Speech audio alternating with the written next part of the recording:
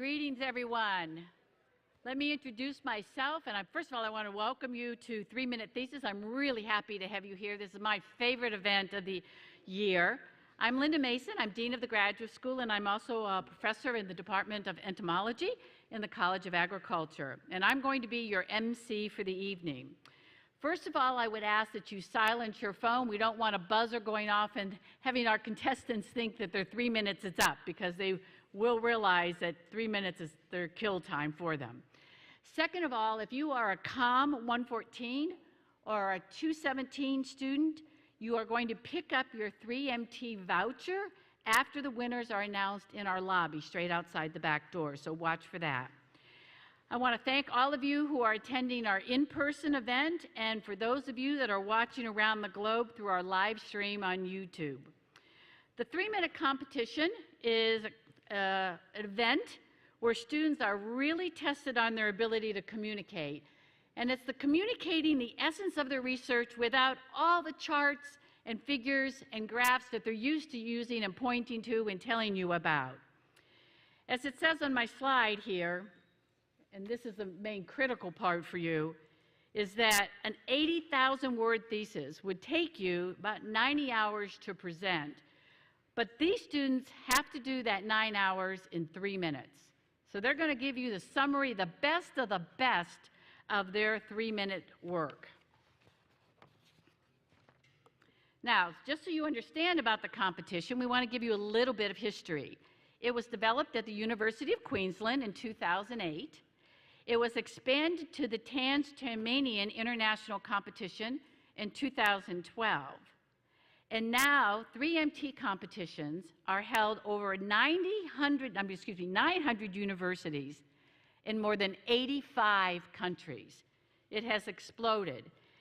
Part of that reason is because we understand that the ability to communicate to a common person who is intelligent but wants to understand their research is critical for you to understand the value of their work. The other thing that I think is really important and why students do this and why we want you to hear what they're doing is it's about the time, April 15th or this year, April 18th, where you pay your taxes. And one of the things that is really important at a university like Purdue, at a research-intensive university, is that these graduate students are conducting research. And the majority of them are funded on grants from the federal government. And the federal government gets its money to fund graduate research through the taxes you pay. So a round of applause for all of you that have already deposited your taxes and those that I hope you will get it done by April 18th. Yay! Because it's your contribution through your taxes that help pay for these students. Now, what are the rules for this competition? First of all, they're allowed one slide. And it's static. You can't have things moving in from the side, all right? No transitions or animation or any of that. It's one slide. And we tell them that the slide is like a backdrop to them. Like in a theater, it would be like the curtain behind them. So that it's not supposed to be like it when they go to a scientific conference and they're talking and pointing to things. So it's static and a backdrop. They can't have any electronic media. They can't have sound or video files, even if that may be critical to their research. They can't have props. They can't wear a costume. They can't show you or hold things to demonstrate kind of the things that they did. They really do have only 3 minutes, and you have a clock, and they have a clock. And the rules are they have to finish by 3 minutes. If they have one word past 3 minutes, they're disqualified. So the object is they shut up when the clock goes to 3, because it's better to be not finish your thought than to get disqualified, because you won't be in the running. So you watch the clock too. The decision, of course, of the judging panel is final. And we have some amazing judges that we're going to talk about in just a minute. You're going to judge them on 3 things, and you, the audience, of course, get to judge, because we have a People's Choice Award. So what are the criteria? One is communication style. Was it a topic that interests you and was communicated in a language that an intelligent but non-specialist audience could get? So if you're not a mechanical engineer, you still understood what they talked about. The next part is comprehension. Did it make you understand their research, why they did it? What was the question they were asking? And what was the result that they found? Right? Was it important? Why do you understand now why that research is important in your life, maybe? And the last one is engagement. Did they talk to you in a way that made you get so excited about the presentation that you're like, man, I can't wait to tell you what I heard last night. I'm going to go talk to you about it at the water cooler tomorrow morning, or when you see a friend, you're going to say, man, I learned this. There's always a couple of talks from the 3-minute thesis competition for me that the next day, the next week, and even now, I think about, and I've even changed my behavior. There was one about blueberries and cancer prevention. Man, I eat blueberries all the time now. So some of these talks really do impact me because I don't understand the research, but I understood it from their 3-minute thesis competition. So let me introduce our panel of judges that are going to be judging for our first and second place. And the first one is Purdue University Research Integrity Officer and Associate Dean of the Graduate School and a colleague of mine, and also a professor in computer graphics and technology, and that's Dr. James Moeller. Stand.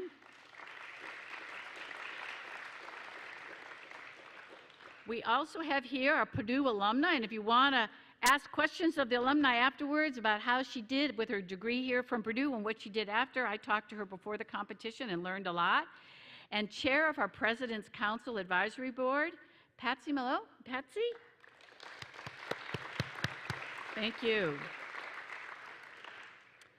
So we have, I know, some COM 114 and 217 students in here. We have the director of COM 114 and 217 and our senior lecturer in the Brian Lamb School of Communication, Dr. Jen Hall. Students, give her a round of applause, right? Go there. And last but not least, someone who really knows the competition well is our last year's 3MT winner and a PhD student from the College of Agriculture, Christopher Detron-Altus. Christopher, where are you? There you are. So in between, to give a chance for the students to get out here on the stage and back and forth, I'm going to give you, I asked each of them to give me a little fun fact about them so that we'll also personalize them to you, and also we'll learn a little bit more about them than just their research. So without further ado, I'm going to like to introduce our first presenter, all right? And this is Emily Chagrin. She is a third-year audiology student in the Department of Speech, Language, and Hearing Sciences. Emily has been a rower for the past 7 years, and when she's not studying or rowing, she loves making many craft hobbies, including sewing, wood burning, and crocheting many mini octopi.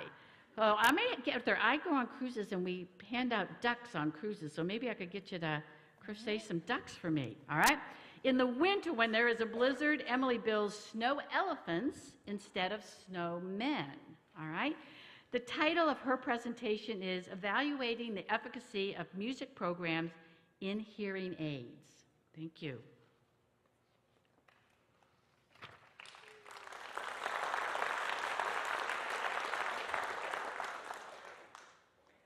Most people are familiar with the fact that hearing aids amplify sounds in the environment to make them louder so that people with hearing loss can communicate with the people around them more easily. The key word there is to communicate. For 40 years, research about developing new technology for hearing aids has been focused on speech and communication, using digital computer processing algorithms to separate speech from background noise and reduce other unwanted sounds in the environment. And this is great for speech. Hearing aids have come a long way. But if we switch gears from necessity to enjoyment, something that's really important to me, and I expect is really important to many of you, is listening to music. Americans listen to music for more than 2 hours a day on average, and music is associated with aspects of health like mental and emotional health. Unfortunately, while hearing aids are doing a great job for speech, they're not doing such a great job for music. Research over the past 2 decades has shown that hearing aid users are consistently dissatisfied with the sound quality of music with their hearing aids. And one study found that hearing aid users experienced negative emotional consequences because they could no longer enjoy music with their hearing aids. Now, in response to this problem, hearing aid manufacturers have developed music programs for their devices. They've done their own research and development and assure clinicians that these music programs will be a magical solution. But can we believe them? There hasn't been enough independent research to confirm whether these music programs are actually doing what they're supposed to be doing. In response to this question, I took over 200 recordings of music samples as processed by hearing aids. That is, I recorded the amplified sound the user would hear. I used the best hearing aids from the top 7 hearing aid manufacturers and a wide range of culturally inclusive music samples, and I asked participants to judge the sound quality of these recordings. Our results showed that all hearing aids had lower ratings for sound quality than the control stimuli. But 2 brands stood out with higher ratings than the rest of the manufacturers, and a 3rd brand stood out with the greatest improvement from the speech-to-music program. We're still in the process of running analyses to determine the cause of these differences. One contributing factor is how hearing aids adapt to loud, sudden sounds. When you're listening to a conversation, if a door slams behind you, you don't want that door slam to be amplified very much. But with music, there are loud, sudden sounds that we do want to hear, like percussion instruments. Our results and our analyses will help audiologists select the best current technology for their patients and will help to improve future technology. People with hearing loss deserve both ease of communication and to enjoy sources of entertainment like listening to music. If you or a loved one could benefit from hearing aids, know that not all hearing aids are equal. If music is as important to you as it is to me. Thank you.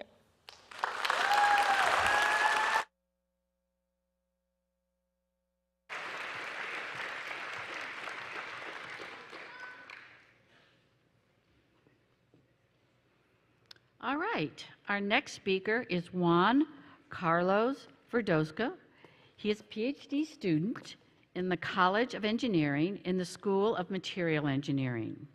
Juan enjoys hiking and visiting national parks. He also practiced astrophotography as an amateur and dreams of purchasing a professional camera.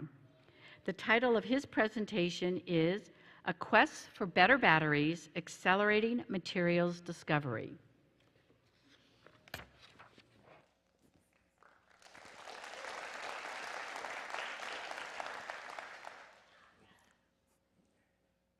Imagine this. It's Christmas Day and excitement is in the air. Your nephew just got an amazing new fire truck. But there's a problem. The fire truck needs batteries, and a lot of them. You go grab some old ones, but they burst and they're covered in this toxic powdery residue. You think to yourself, why haven't scientists fixed this? Well, building better batteries is complicated. You have to find new materials, you have to develop ways to manufacture them at scale, and you have to ensure that they're safe for humans and the environment. Additionally, there's also the problem of how long it actually takes to adopt new materials. It can take decades to go for a material to go from discovery to commercial implementations. For example, the fundamental chemistry for lithium-ion batteries has not changed significantly since the 90s. A conventional battery works through conductivity, which is the movement of charge between the positive side and the negative side of a battery through a liquid component.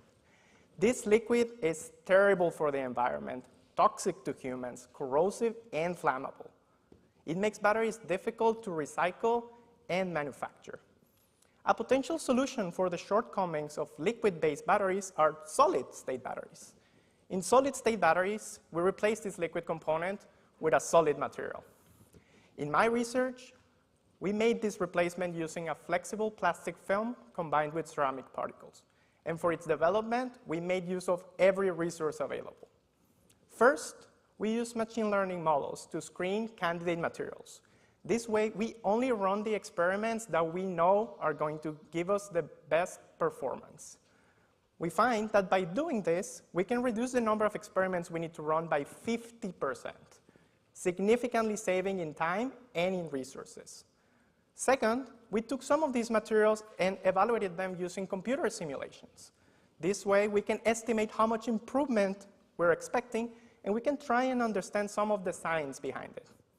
Finally, we went into the lab. We made these materials and tested them in real-life batteries. Our films were able to satisfy all of the safety concerns I described, while only being slightly lower in conductivity than currently available technologies. In short, not only did we discover a material that has the potential to work for solid-state batteries, but we also proved that the combination of machine learning, computer simulations, and experiments can help us develop materials faster. In my final PhD study, I will continue trying to optimize these materials in our quest for better batteries, so that the devices that we rely on run smoothly and efficiently, just like your nephew's new fire truck. Thank you.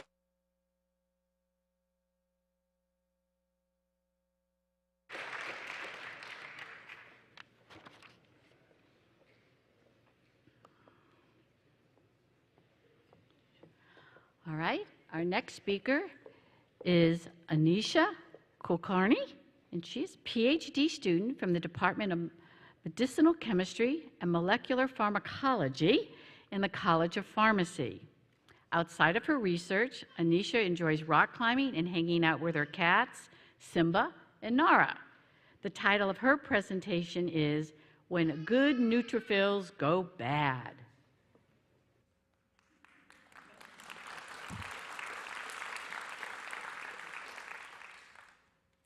30%. That's the average 5-year survival rate for women diagnosed with metastatic breast cancer. That means for every 100 women diagnosed, less than 30 of those women will survive beyond 5 years post-diagnosis.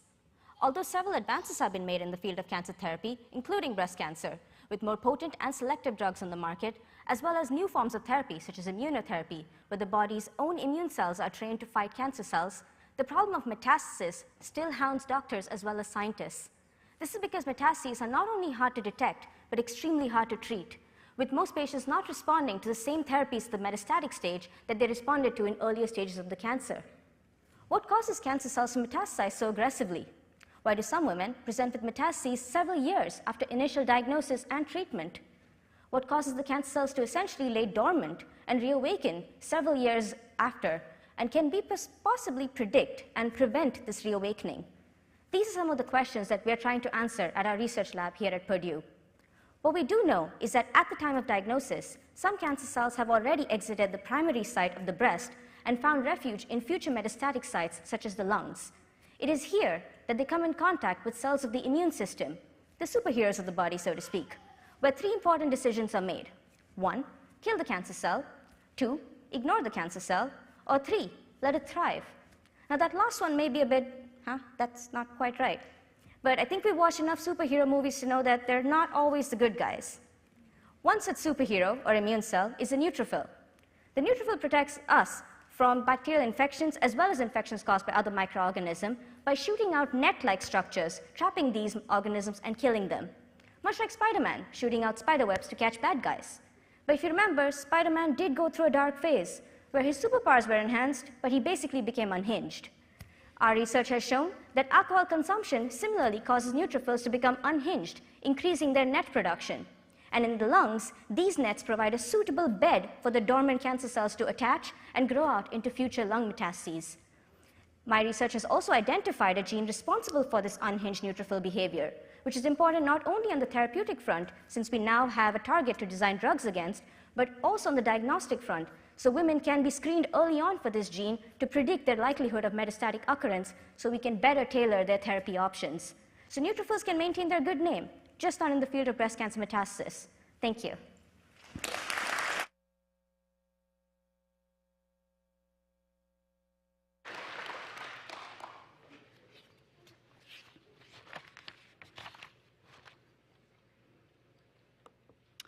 All right, our next contestant is Vamsi Krishna Budaru, is a PhD student from the Lyle School of Civil Engineering. Vamsi is an avid cricket fan, and as an entomologist, I might think bugs, but cricket the sport is what he's talking about. And when India plays a 5-game in the Eastern Hemisphere, he plans on having a really messed up sleep schedule. The title of his presentation is Making Intersections Safer Using T-Scan.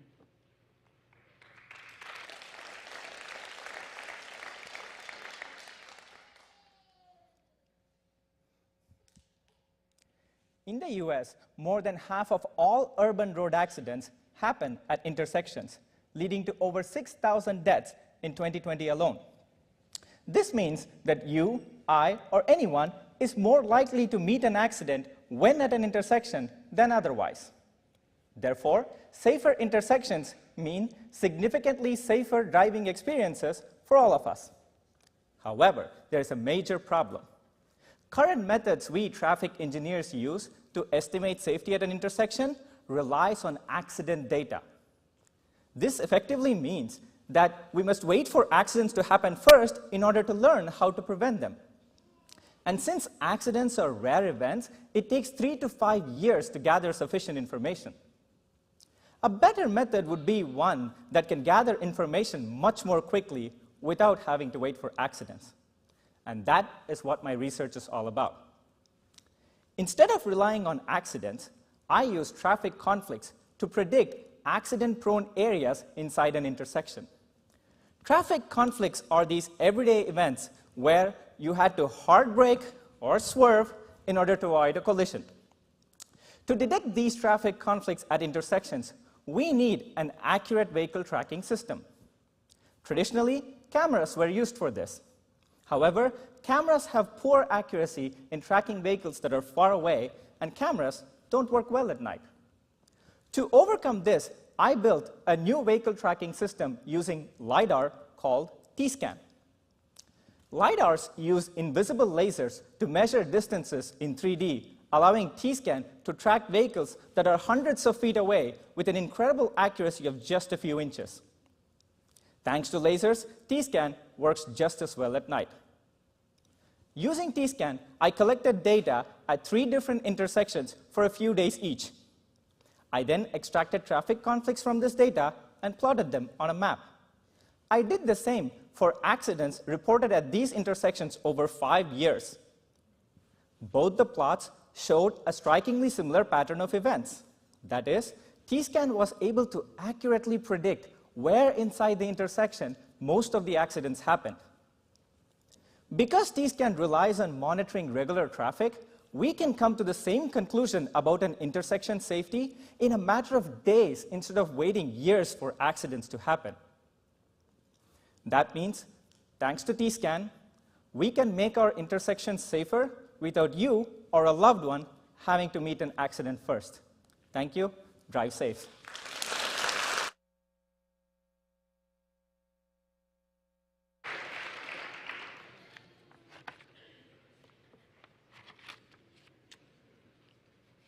All right, our next speaker is Amani Khalila, is a PhD candidate from the College of Education in the Department of Counseling Psychology.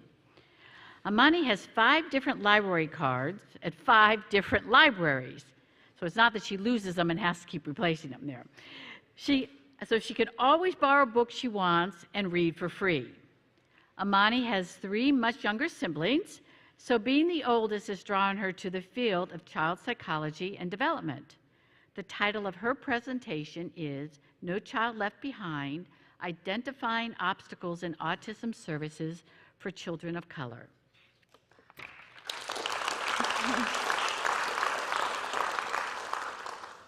How many of you have ever gone to a doctor's appointment or an appointment with a healthcare provider and then left the appointment feeling unheard or like you didn't get what you needed? I know I have, but what if you went to the doctor seriously concerned about your child? You notice that your child's struggling to communicate with you as a parent, and you notice that they're not quite behaving like peers their age. You're worried, so you go to your child's pediatrician, share your anxiety, only to be told that they'll probably just grow out of it. This is a phrase so many parents hear before finally getting an autism diagnosis. And it's so much worse for children of color who wait an average of 6 months or longer in getting an autism diagnosis. And that has serious consequences. We know a delay in an autism diagnosis means a delay in critical early intervention services that are good for the growing brain. And a delay in those critical early intervention services means a delay in language skills, social skills, and cognitive skills, meaning a lower IQ score in the long run. So I wanted to know, as a psychologist in training myself, what was getting in the way of families of color reaching out to providers like me and asking for help? What are the help-seeking barriers to getting autism services? To find the answer, I conducted a systematic literature review and looked at over 300 research articles on all the barriers in the autism field. I then analyzed that data and then found two main barriers specific to families of color. The first main barrier was a poor parent and provider relationship. So, like you and me, many parents went to their child's appointment and left feeling generally unheard. But on top of that, there were cultural misunderstandings and even instances where parents felt discriminated against because of their race or even their child's disability. The second major barrier was the cultural stigma of autism. A lot of families reported that not much was known about what autism was in their family and community, and that made autism even scarier and more isolating to seek help for because it was viewed negatively. So why does this matter and why should we care? Well, autism is on the rise. It used to be that 1 in 150 children were diagnosed with autism. Today, it's 1 in 36. And children of color are the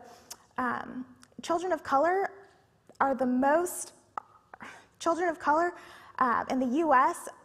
are the majority of all children. So using my research to help identify barriers in autism services and helping pediatrician identify signs and symptoms of autism early, that way, no child, regardless of race or disability, is left behind. Thank you.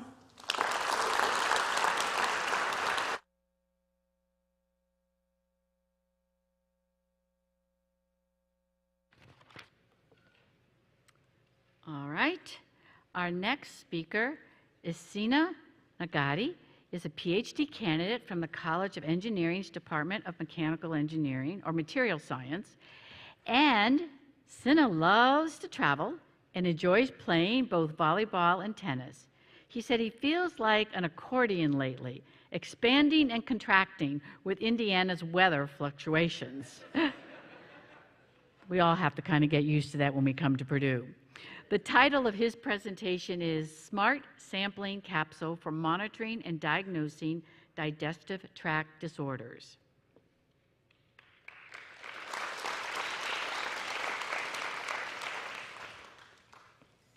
Imagine you wake up in the morning and you have to stop eating and only drink fluids because you have a colonoscopy in the afternoon to diagnose the cause of your abdominal pain. If you've experienced this, you are not alone. In fact, digestive tract disorders are a common health issue faced by millions of people around the world. In the United States alone, more than $130 billion are spent on GI conditions every year. Currently, the most reliable approach to monitor gut health is through endoscopy or colonoscopy.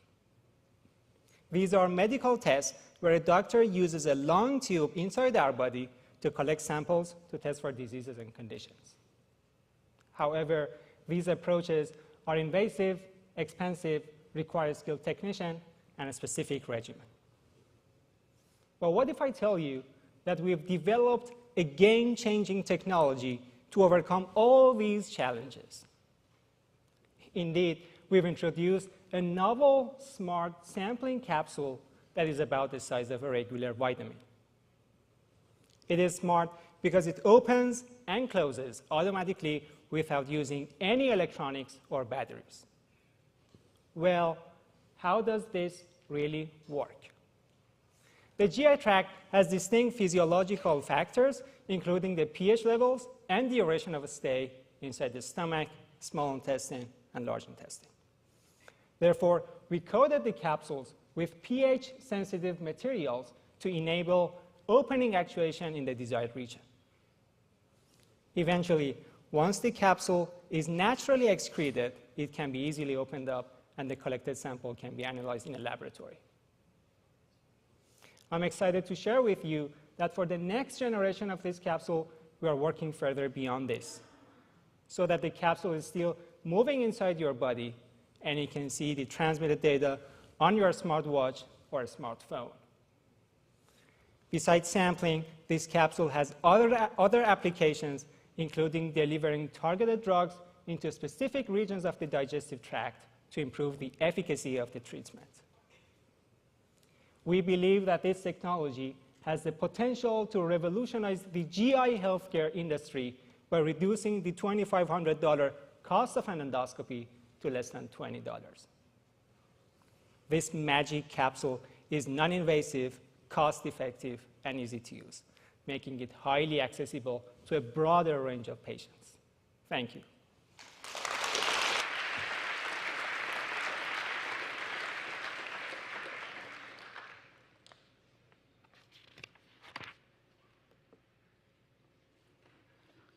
All right, our next speaker is Elena Dawunaki, is a PhD student from the College of Health and Human Sciences in the Department of Nutrition Science. When not in the lab, she is a proud mother to a curious 6-year-old daughter. Elena knows that balancing the rigors of the academy and joyful parenthood is no small feat, but she is up for the challenge. Additionally, Elena is the People's Choice Award winner of the Say It in 6 competition last year. The photo of her and her daughter in front of the unfinished Block P won over the hearts with the caption, "Children aren't career obstacles, but catalysts." The title of her presentation is, "Does salt fortified with iron reduce the global prevalence of iron deficiency and anemia?"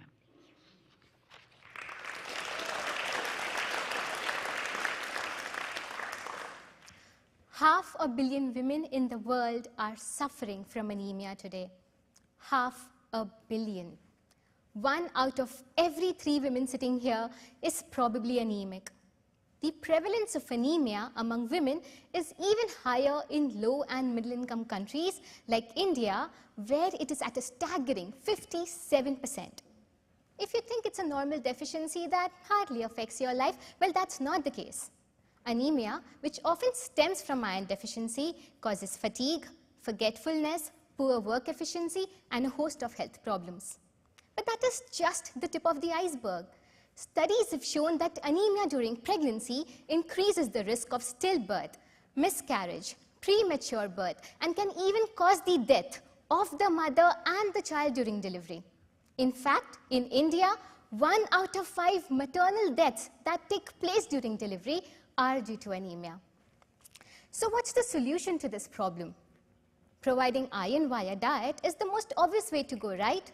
But it often doesn't work in such areas due to poor access to iron-rich foods. Supplements too have been proven to be ineffective due to low compliance and high costs. Interestingly, the problem is enormous, and its solution might lie in something as tiny as a grain of salt. How? By fortifying it. So the salt that we normally consume is fortified with iodine. Scientists thought, what if we take the salt and fortify it with iron as well? That's how, my friends, double fortified salt was born. The reason double fortified salt may work is that salt is a staple in nearly every culture's cuisine and is utilized in practically every meal. Another advantage of double fortified salt is that it is quite cheap to manufacture, and it is shelf stable and thus can reach even the most remote and difficult to reach populations. Therefore, to test the hypothesis that double fortified salt would improve iron indicators among women of reproductive age, my colleagues in India introduced it at the community level in a state called Madhya Pradesh. On analysis, I found that provision of double fortified salt for 2 years significantly reduced the prevalence of anemia, iron deficiency, and iron deficiency anemia. I also found that with every additional increase in the monthly consumption of double fortified salt, the odds of being iron deficient and iron deficient anemic reduced by 13%. These findings together indicate that regular use of double fortified salt, which is affordable, easily accessible, and stable in tropical conditions, may provide a long-term solution against conditions that arise due to iron deficiency. Thank you so much.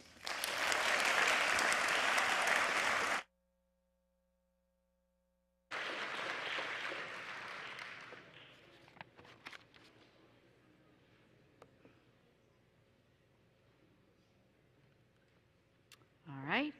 Our next speaker is Amanda Lilly, who is a PhD candidate in the College of Liberal Arts from the Brian Lamb School of Communication. Amanda is a proud marathon runner and weightlifter, but oddly enough, she's never learned to ride a bike. You may have to work on that. The title of her presentation is Impressions of Initiation Messages That Contain Sexual Content in Online Dating.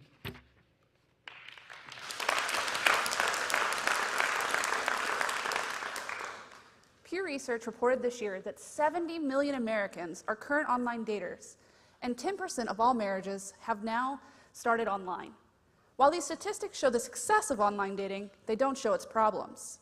60% of online daters, or 42 million people, have reported being sexually harassed on these platforms. This sexual harassment is occurring because communication has not kept pace with the rapid changes in technology. Online dating allows people to feel comfortable in sharing risky communication that in other contexts could be considered illegal. My research explores the problem of sexual harassment in online dating through virtual pickup lines, or rather simply the first few messages exchanged between matches. These messages often contain sexual content, with the most well-known and extreme version being the unsolicited explicit image. An unsolicited explicit image is when a person sends an uncensored picture of their genitalia to a match. If done in person, this will result in a felony, not a date. My plan to alleviate sexual harassment revolves around researching these virtual pickup lines. Through this, I have two goals: understanding the different types of these messages and how these messages impact receivers. So my first goal: most research currently only examines the most extreme form, or those unsolicited explicit images. However, there's much more nuance to this problem than just those messages. Through focus group research, I have been able to collect hundreds of unique virtual pickup lines that contain sexual content. Through this, I have found there's so many varieties of these messages, and there's so much nuance to this problem. Generally, they can be lumped into 5 different categories: interest in sex, jokes about sex, sexual flirtations, compliments that sexualize, and overt sexual harassment. However, simply understanding the types and their categories isn't enough. We need to know how these messages are impacting recipients and impacting relational implications. So I've developed a scale to measure these outcomes. Through this, I have discovered it's not just the messages themselves, but also the online daters. For example, if you send a message that's an interest in sex to someone who is only looking for a long-term fairy book romance, they'll perceive it as sexual harassment. However, sending that same exact message to someone who's only looking for a strictly physical one-time encounter, it'll probably be welcome.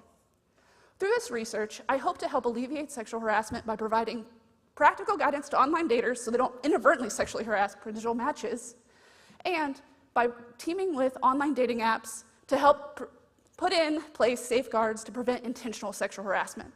Through this, I can make online dating safer, more enjoyable, and more successful. Thank you.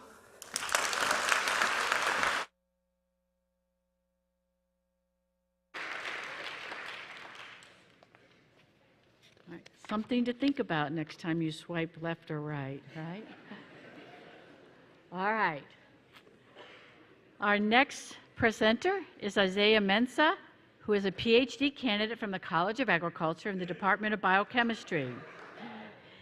He loves playing soccer and was the Purdue FIFA Graduate Student Tournament champion in 2020. Woo, let's go around for that one.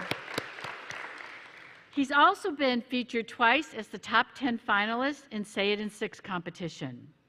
The title of Isaiah's presentation is, You May Fall in Love, but Your Genes Control the Heart.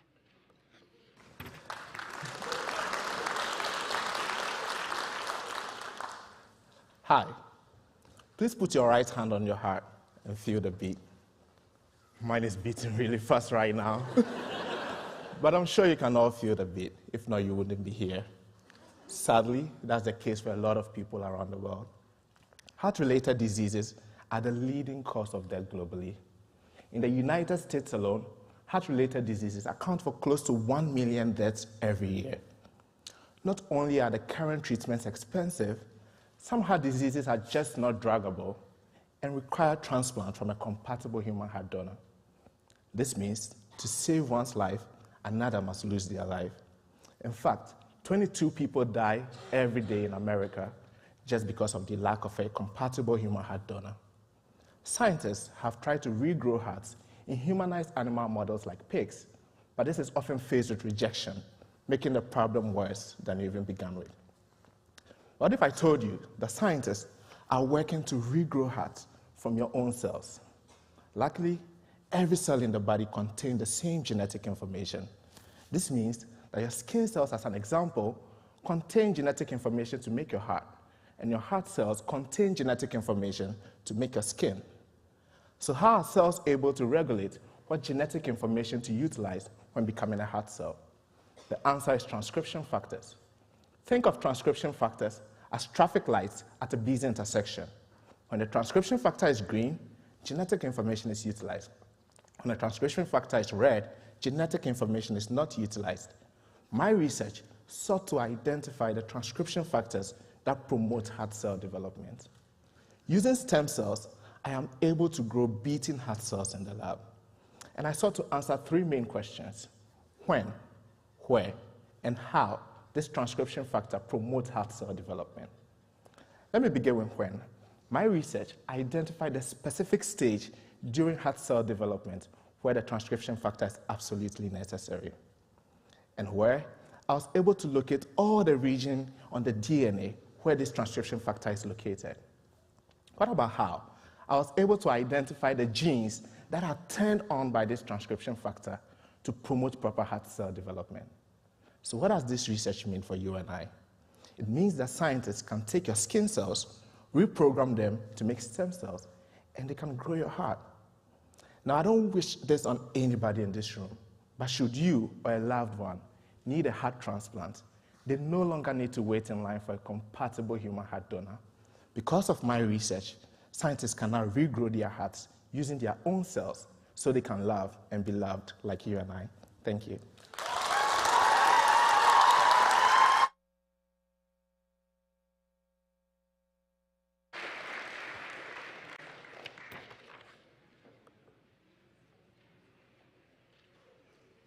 All right, our next speaker is Priyanka, who is a PhD student from the College of Science in the Department of Biological Sciences. She thinks of herself as a scientist in an artist's body and loves meshing these two talents when illustrating her work. The title of her presentation is Devil in the Details: Structural Biology of Proteins.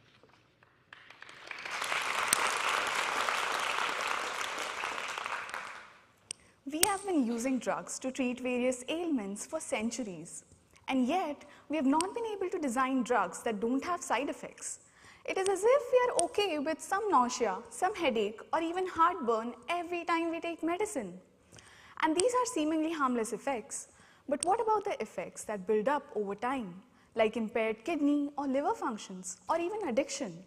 These are bigger problems.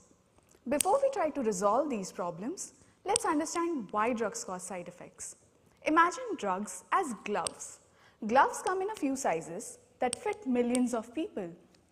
But that does not mean that millions of people have identical hands. Our hands have fine details that a glove does not account for. If I identified each crease on my palm, I could design a glove that would only fit me. Now, it would be wasteful to design gloves that way, but it is not as trivial when it comes to designing drugs. Many drugs function by fitting into a specific location of a target protein. This highly specific location is known as the binding site of the protein. Ideally, we want a drug to only bind its target. However, many different proteins in our body have binding sites that resemble each other, as shown by the Pac-Man-like images. Drugs can bind these off-target proteins and lead to side effects. The solution? Identify the fine details, the nuances of a protein's binding site to design drugs so unique to a protein that they cannot bind off-target proteins. That is exactly what I do. I use a very powerful microscope to look at proteins and elucidate their structures. I work on a protein called GRK2, which keeps our hearts healthy. More accurately, it regulates the strength and duration of heartbeat. This means that drugs designed to target GRK2 can resume the normal heartbeat in patients with heart failure. But we don't want side effects, which is why I'm deciphering the structure of GRK2. What we know so far is that GRK2 has a unique binding site when it is inactive. This binding site has a unique pocket, and if we can design drugs that fill out this pocket, we can prevent off-target effects. My research is like decrypting a secret message. It is fun, but it is also grave, because it is this type of fundamental research that lays the foundation for the drugs of tomorrow. And while we are several years away from designing drugs that have absolutely no side effects, this is a small step towards better therapeutics. After all, small steps lead to giant leaps. Thank you.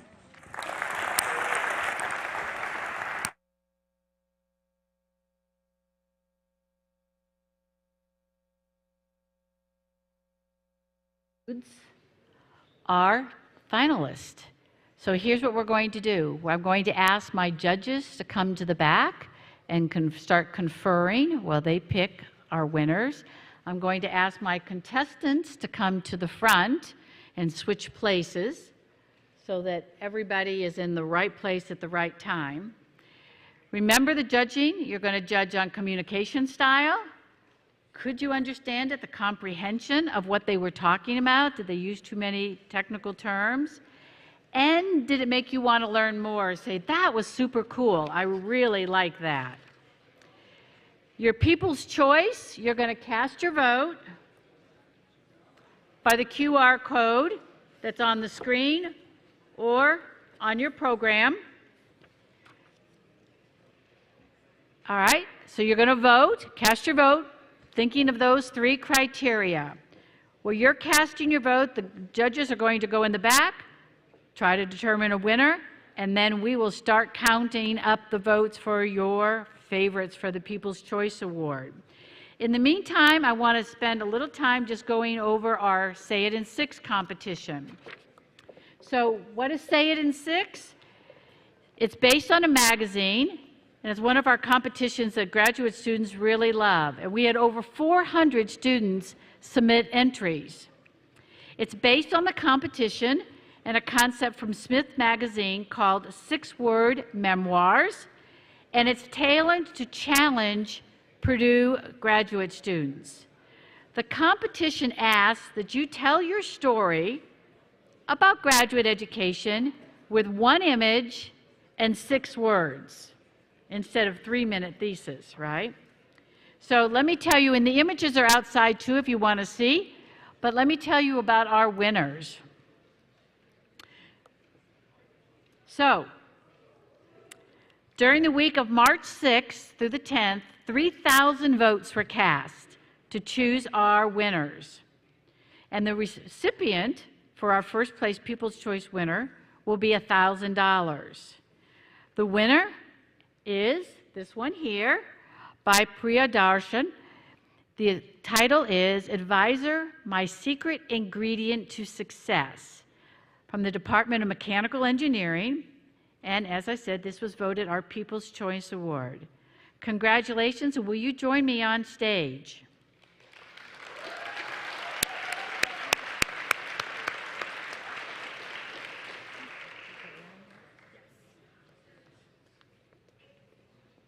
Now, I'm not sure if you'll be able to cash this check at the bank.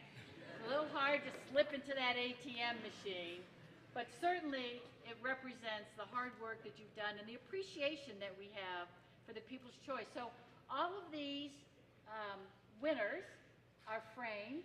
We hang them all over campus. We ask people if they like it or from your departments, your home departments. We allow that to get hung there. I have 3 in my office. We have them all down the hallway in the grad school. And it's just a constant reminder of the amazing work that our students are doing and the images that resonate with them and what graduate education is about.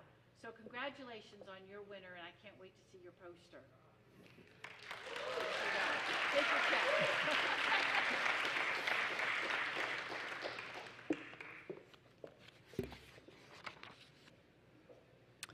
So a panel of graduate school judges selected the second place winners based on their comprehensive story and their voting popularity.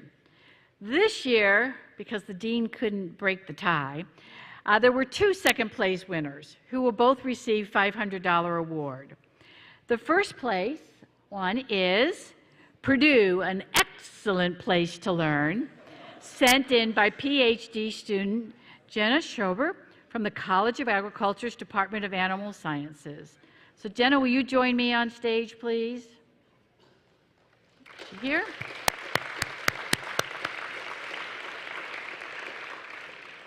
I don't see Jenna yet here. All right, we'll go on. Our second winner for second place is the Purdue, The Bridge to My Future, which sent in by a master's student, Katie Berry, from our Purdue Fort Wayne campus. The graduate school is a comprehensive graduate school from all our campuses, and all our campus students can submit applications. So Katie could be here tonight, partly because she is at school in Fort Wayne, and so she has sent a short video for us. Hi, my name is Katie Beery, and I attend Purdue Fort Wayne University studying speech-language pathology, class of 2024. I would like to take the opportunity to thank you for selecting my picture for the Say It in 6 competition. Purdue, A Bridge to My Future, truly sums up my PFW experience. My future became brighter the day I enrolled. Go Dons!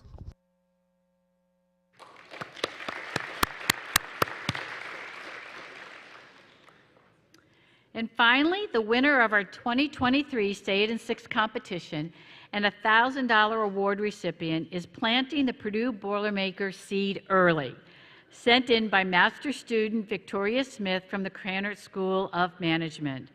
Victoria also was unable to attend our event this evening, but we want to publicly congratulate and wish her the best. Could we say congratulations to all our Say It in 6 winners and the individuals that submitted a Say It in 6 competition? Thank you.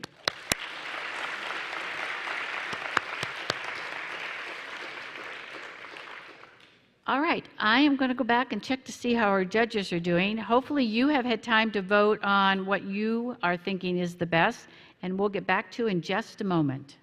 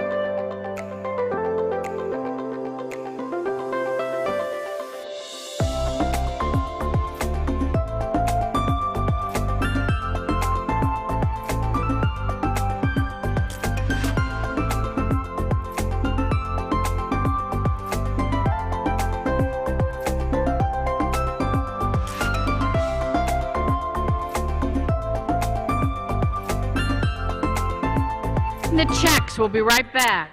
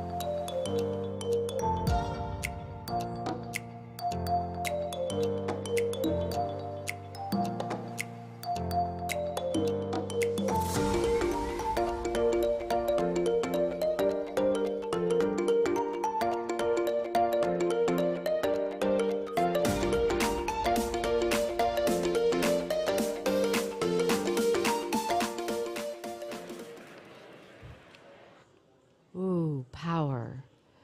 All right. I know our judges always struggle. It's really hard to come up with just 3. And of course, they only had to do 2, and then you guys did the rest. So I'm going to announce first the People's Choice, which is all of you online and all of you that voted here in the room. The winner of our People's Choice Award is Isaiah Mensa.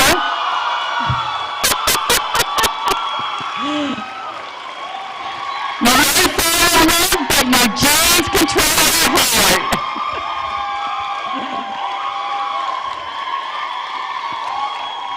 $2,000. There we go, folks. Congratulations. Yes, you can move that down. Your check's in the mail. The real one. All right. Our second place winner goes to Vamsi Krishna Bandara, making intersections safe using T-Scan. And that's a prize of $3,000.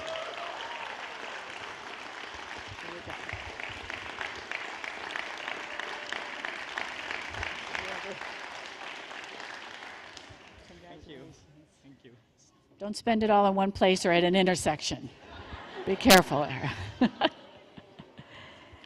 And our first place winner is Elena Dawadani. Does salt fortified with iron reduce global prevalence of iron deficiency and anemia?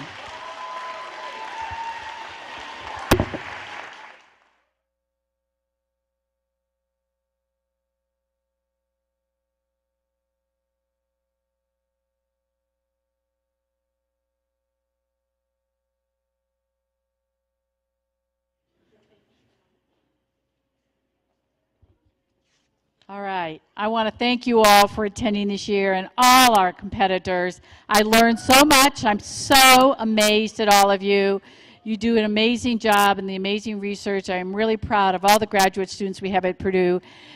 Don't forget, if you are a COM 114 and 217, you're going to go into the back and get your vouchers to get credit for it, all right? Thank you all for coming. Thank of all of you that are online. We really appreciate it. We'll see you next year.